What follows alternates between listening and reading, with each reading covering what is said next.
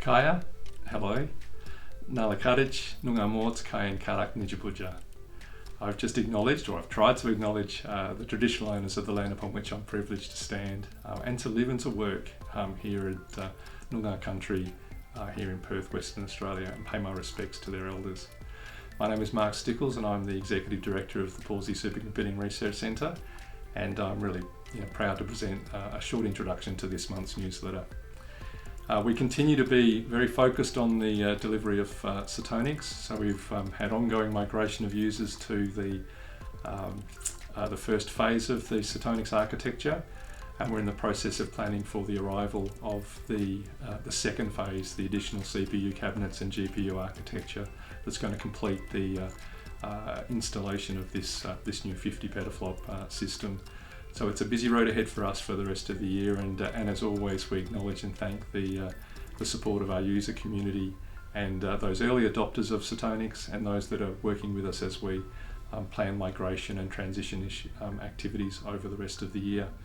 We'll also say goodbye to Magnus later this year, which recently completed an 8-year milestone and wonderful service to the Australian research community.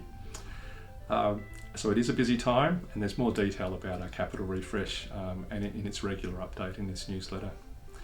We also celebrate some wonderful science last month with the early stage testing of the full capacity of the first phase of Satonix, with some wonderful work taking data from the ASCAP telescope array and producing this remnant supernova image in very rapid time and at a resolution and a detail that was unable to be done through earlier generations of our systems. So a wonderful piece of science and a story that was picked up around the country and in fact around the world.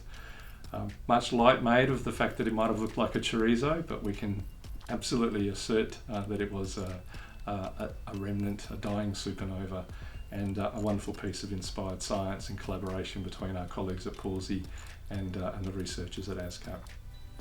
We have recently called alongside NCI for applications for NCMAS. So the two Tier 1 centres both deliver a national program of access to high performance computing through both of our centres, and the NCMAS program, the National Computational Merit Allocation Scheme, is open for applications from around the country.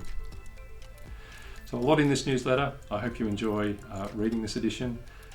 Thank you for your support and interest in Pawsey, and please keep well and stay safe. Thank you.